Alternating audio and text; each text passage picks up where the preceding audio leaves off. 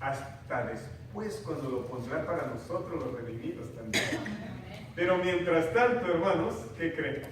Tenemos nosotros que conformarnos ahora con la nueva dieta también que Dios dio. Dios introdujo una nueva dieta, pero no canceló las anteriores. Y hay un texto en el capítulo 1 de Génesis, en el verso 30, ¿qué dice, hermanos? Éxodo 20, 30.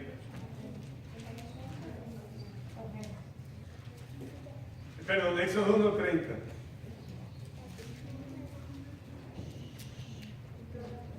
¿Qué dice? ¿Para quiénes eran las plantas que hoy comemos? ¿Perdón? Para los animales, sí. Génesis 1.30, ¿no tiene? Sí, Génesis 1.30. Dije mal. Perdónenme. Éxodo dije, perdónenme. Génesis 1.30 dice: y a toda bestia de la tierra, y a todas las aves de los cielos, y a todo lo que se arrastra sobre la tierra, en que hay vida, toda planta verde será, ¿qué cosa? ¿Comer? Ahora, eso lo dio después del pecado para nosotros. Originalmente se lo dio solo a los animales. Eso me hace pensar, hermanos, que de alguna forma el pecado nos ha animalizado. ¿Sí? Y Dios nos trató en esa nueva condición. Pero en el capítulo 9, Dios cambia la vida. ¿Por qué? ¿Por qué la vuelve a cambiar después de un suceso tan dramático, tan contundente, tan profundo? Porque tiene que ver con los juicios de Dios. ¿Sabe por qué? La respuesta está en el Salmo 90:10. Los días de nuestra edad, dice Salmo 90:10. ¿Cuántos son, hermanos? Son 70 años, dice. Y en los más robustos, ¿cuántos? Así que todo lo que vivamos después de 80, gloria al Señor, ya es tiempo extra. ¿Cómo dirían aquí? Overtime. Yes, overtime. ¿Saben, hermanos? Después de los 80, lo más robusto. Miren qué interesante. Casi Dios diezmó el tiempo de vida antes del diluvio, después del diluvio, cuando introdujo la alimentación por medio de animales también. ¿Por qué, hermanos? Por lo que leímos en Génesis 6:5. El pensamiento de los hombres era de continuo a lo malo. Por lo tanto, el pensamiento estaba ya inclinado a lo malo. Imagínense hoy en día, pensemos en una situación, un asesino en serie que viviera todavía 700 u 800 años. ¿Imaginas? Fue un acto de amor de parte de Dios el hecho de que tuvo que buscar la forma de reducir la vida del ser humano. Y para eso cambió la alimentación. Eso significa que la alimentación juega un papel muy importante en la calidad y en el tiempo de vida. Sin duda alguna. Así que Dios no cambió la dieta, solo fue modificando o añadiendo otras formas. Y la dieta original, la primera que dio Dios, no la ha quitado. Y hermanos, ¿por qué el mensaje de salud? Porque conforme fue pasando el tiempo, Dios vio que nosotros seguimos de continuo a lo malo. Jesucristo dijo en San Mateo capítulo 24, en el verso 37, que cuando Él venga va a ser exactamente como en los días de Noé. De continuo a lo malo. Poco interés en Dios, poco interés en cumplir la voluntad de Dios, poco interés. Es más, dice, andaremos casándonos, eso no es malo. Nos daremos en casamiento, dice que comeremos, beberemos. Eso no tiene nada de extraño, de malo. Lo que Jesús estaba explicando allí en ese texto es la indiferencia del ser humano. Nadie estaría preocupado porque Cristo viene. Así va a ser en los días de hoy. Digo, en estos días, como en los días de Noé. Por eso, hermanos, por eso Dios nos dio el mensaje de salud. El mensaje de salud es la oportunidad que Dios nos ha dejado a esta iglesia para este tiempo, que nos hemos visto a sí mismo dentro de la profecía para decir que estamos para poner en alto los mandamientos de Dios, porque somos la iglesia que es el remanente que guarda los mandamientos de Dios y tiene el testimonio de Jesús. Y para eso, hermanos, déjenme decir que para eso Dios ha pensado darnos el plan de salvación, el mensaje de salud, buscando que nosotros volvamos a recuperar la imagen perdida de Dios. ¿Saben? Un día Judith, que está ahí atrás, Judith es muy dada a las golosinas. Voy a decirlo, Judith, pero no le pregunté que si podía decirlo. Pero cuando nosotros comenzamos a hacer cambios, que estamos en el proceso, hermanos, ¿no? Como dijo el apóstol Pablo, no es que ya lo hemos alcanzado, ¿no? Solo proseguimos a la meta conforme hemos conocido, hemos procurado avanzar. A veces nos jala otra vez la vida pasada. Ahí vamos, como queriendo caminar, como si estuviéramos atados, jalando las cadenas, ¿verdad? El día Judith me dijo, nosotros platicábamos que es cuando de pronto así que teníamos pecaditos guardados, hablando de la alimentación propiamente, ¿no? Pero un día no estábamos hablando de la alimentación ni nada, yo estaba sentado en la sala, en el sofá de la sala en casa, y de pronto Judith me dice, papá, debo confesarte algo. Son pecados guardados. Imagínense que un adolescente le diga eso a usted como a papá. Yo le dije, hija, espera que ahorita te voy a contar. Subió a paso lento la escalera y bajó a paso lento con unas bolsas. Ya me dijo, papá, los voy a tirar. Son mis pecados ocultos. Porque hemos estado hablando de todo esto, yo guardaba mis pecados, echando la bolsa. Apenas ella y Dios sabían dónde estaba. Pero salió con ella y yo le dije, pues regálala, no. Si no es bueno para mí, tampoco para mí. Fue testigo, ¿sabes?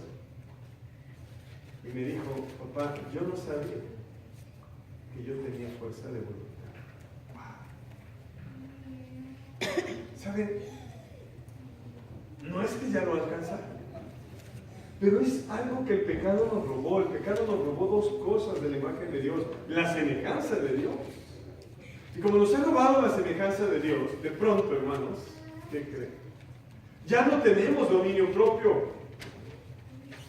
El dominio propio es detenernos hacia aquellas cosas que nos gustan, pero sabemos que no nos convienen o que ofenden o desagradan a Dios. Es que me gusta. Y entonces nos comenzamos a defender nuestros puntos de vista y empezamos a cuestionar, es que el pastor es exagerado, es que la iglesia es exagerada. ¿Y saben por qué hacemos eso? Porque no tenemos dominio propio. También el pecado nos robó la fuerza de voluntad. Nos cuesta levantarnos y buscar a Dios todas las mañanas, nos cuesta estudiar, nos cuesta cumplir la ley de Dios, nos cuesta vivir sus mandamientos. ¿Sabe por qué nos cuesta? Por una sola razón. El pecado nos robó dos cosas. ¿Cuáles son? Dominio propio, fuerza de voluntad. Y por eso Dios nos dio el mensaje de salud como iglesia. No nos lo dio para que viviéramos más, ese es un regalo. Un día un muchacho, 217 kilos. Un amigo trabaja para el gobierno de Culiacán, no sé si ya terminó su periodo de servicio. Y entonces él iba con frecuencia a la oficina. Él es hijo de un pastor pentecostés. Una vez me invitaron a hablar con ellos de salud. Y una charla de 45 minutos terminó en 3 horas. Pues saben lo que terminé. Pues yo les hablé de todo lo que yo entiendo, porque saben, cuando Dios nos dio la carne, Dios la legisló. No dijo que comiéramos así. Cuando dice todo lo que todo lo que vive y se mueve, no se refería a todo, sino a todo lo que Él había dado. ¿Usted recuerda lo que dice Génesis 7, en el verso 2? Noé ya tenía conciencia de que había animales inmundos y animales limpios. Y así los fue acomodando. Dios se lo dijo. Dios dio más provisión de animales limpios porque ahora iban a ser parte del abastecimiento del ser humano. Pero ya existía. No surgió en Levítico, no surgió en Deuteronomio. Ahí solo Dios lo legisla para ese pueblo, el pueblo hebreo. Y para nosotros también. Pero no surgió ahí. Así que, hermanos, yo terminé hablando con ellos horas. Pero este muchacho que me invitó un día, platicando con él, estando en su casa, me dice: oye, Héctor, yo no entiendo. Dios dijo y leyó, me citó, perdón, el texto que leímos, que nuestro hermano Darío leyó, que dice que si nosotros guardamos sus mandamientos, pero él solo se refirió. Dios dijo que ninguna enfermedad sus hijos tendríamos de las que tienen los egipcios. ¿Por qué entonces yo no puedo? Dice, estoy tan obeso, me dijo así.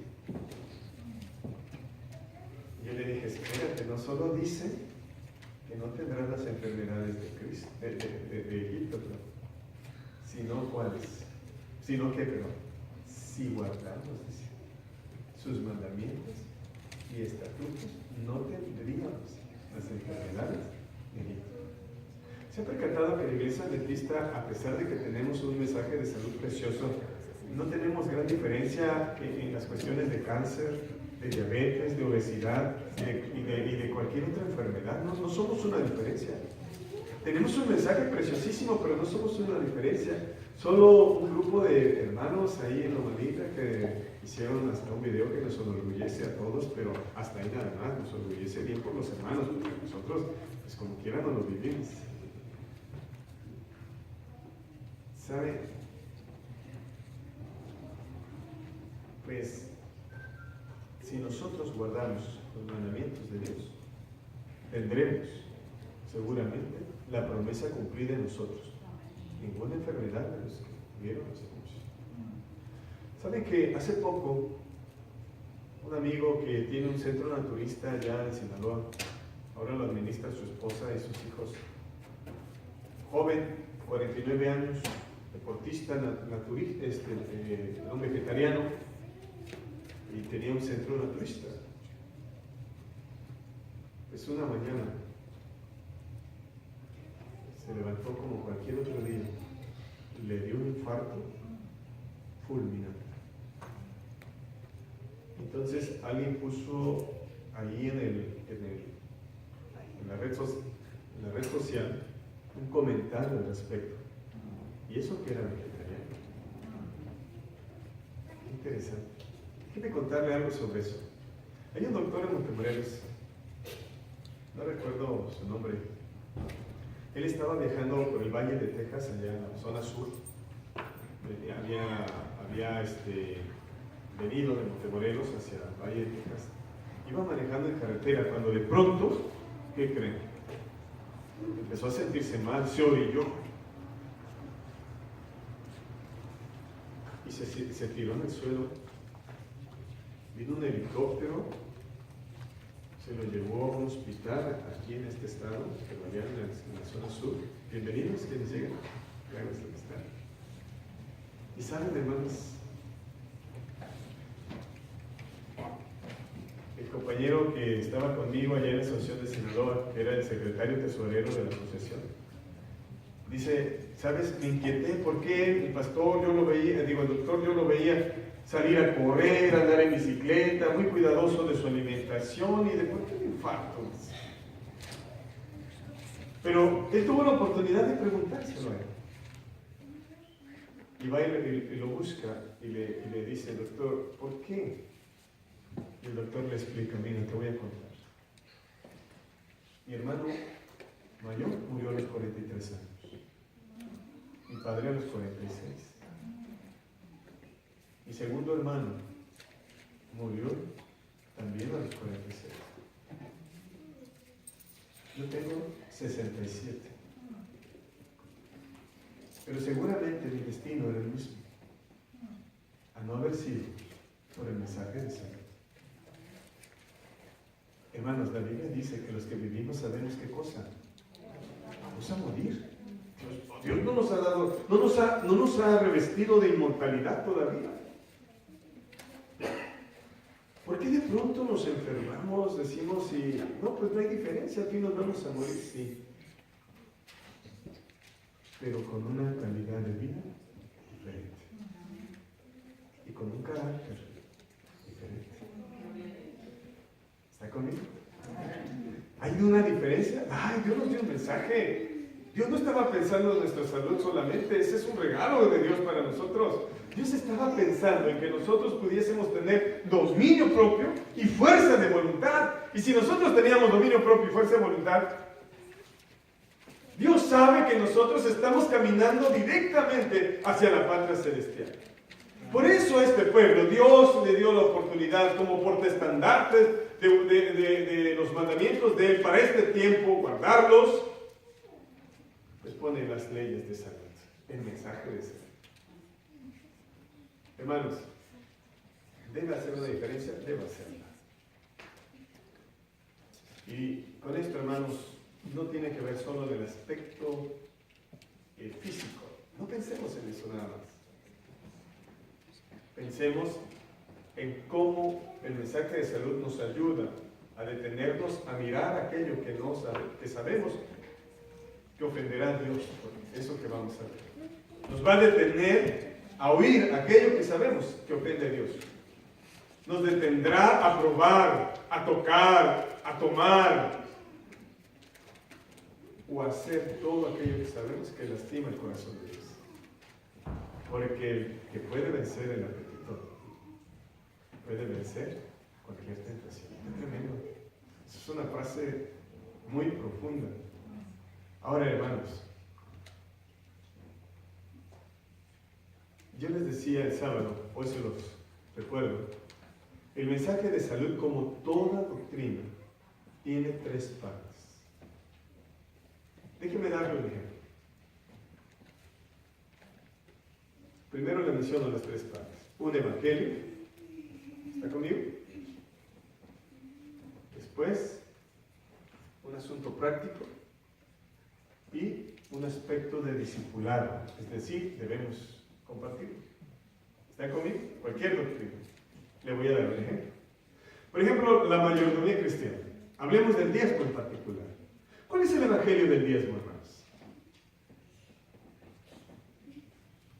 Es decir, ¿por qué Dios lo tuvo que dar? Es cierto, reconocemos la soberanía de Dios, reconocemos que Él es el proveedor de todo, pero ¿y cuál es el beneficio que yo tengo en mi salvación? Porque cuando digo el evangelio me estoy refiriendo a un aspecto de una buena nueva. ¿Cuál es el evangelio del diezmo?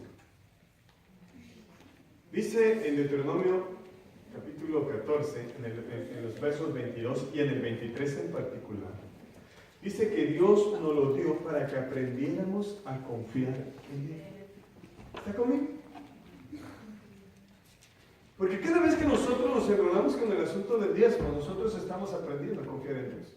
Cada vez que manifestamos fidelidad, no solo lo estamos reconociendo como dueño soberano de nuestra vida y de todo lo que tenemos y de todo lo que existe, sino que además nosotros, ¿sí?, estamos aprendiendo a confiar en Él. Y usted sabe qué difícil es no querer tocar la parte de Dios cuando estamos en una emergencia y profunda necesidad. Dígamelo, ¿no es así? Cuando nosotros la tomamos, ¿qué creen que pasa? Le robamos a Dios la oportunidad de hacer un milagro para nosotros hoy en día. Por eso ya no vemos milagros como antes.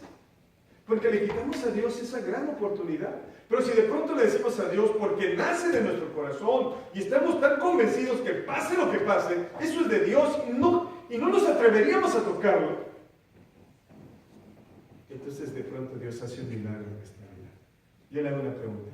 Cuando Dios ha hecho un milagro en su vida, ¿qué pasa con su fe? ¿Disminuye o crece? Se fortalece. El evangelio del diezmo es que nosotros aprendamos a confiar en Dios. Lo mismo pasa con el sábado.